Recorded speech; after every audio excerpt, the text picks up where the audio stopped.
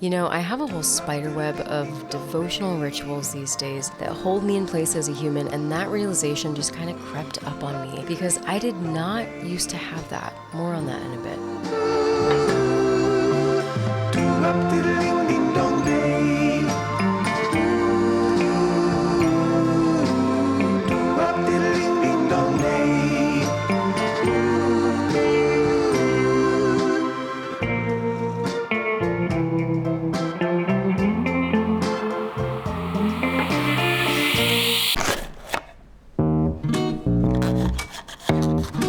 I've been reflecting on the stages of my life and was struck by this, that growing up and in my teens and early 20s, I was developing some basic staples and accidental, unconscious things I repeated. But after deepening into my sense of self, which really only started to happen in my 30s and really only truly started because I got sick and had to take a magnifying glass to my entire life, and then the sun hit it and it all blew up into flames. No, I'm kidding.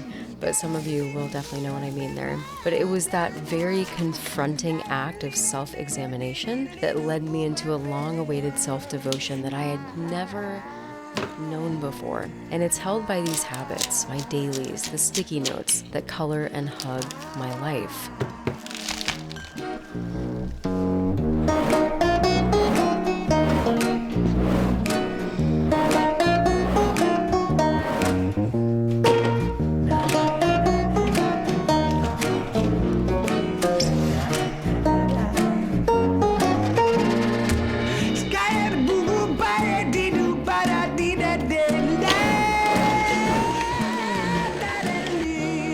It smells like a juicery.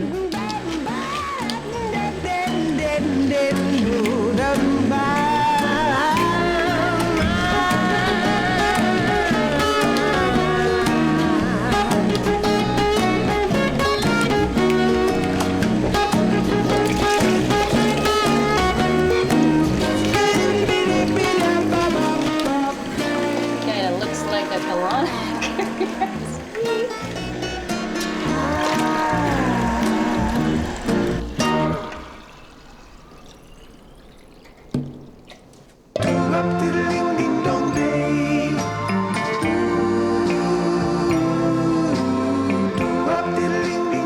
Something so special about a salty veggie juice.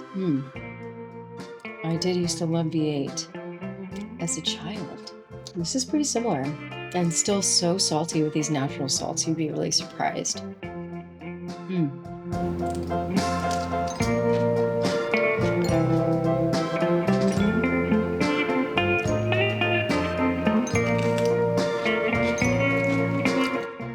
Red pepper is amazing for the skin.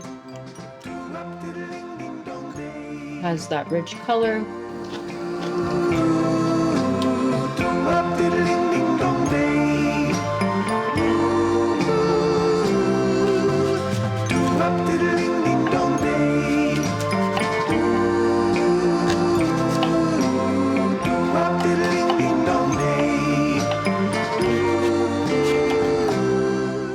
We like to make a big counterculture to do these days around being soft and fluid and gentle and slow. And hello, I'm a big proponent of this message, and it's here for a reason, and it's here to stay, and feels so important for women to own this deeper these days. But it's always worth continually checking in with yourself and asking, is this message giving me an unconscious permission to abandon the idea of habits and discipline and devotion that might bring me to new levels of softness, fluidity, gentleness, and slowness? Is this well-meaning message, has it become an excuse to abandon examining what I really need right now?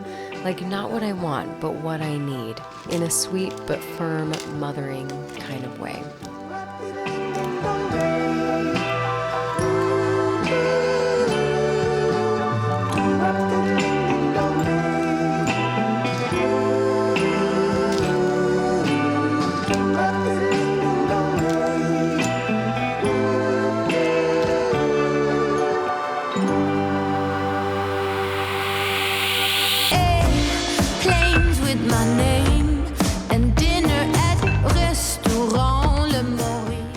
I am in constant companionship with embracing this vibe check, and one thing I can say for sure is that in my life, I have embodied my deepest sense of self, my most fluid feminine energy, and my highest happiness when I first have some structure. Without that, it turns out I don't really swim. I kind of just doggy paddle and ultimately drown and overwhelm. And now I can see that I did that for a long time. And even though I became a champion dog paddler, I can say with a new love and confidence that I don't desire to go back there.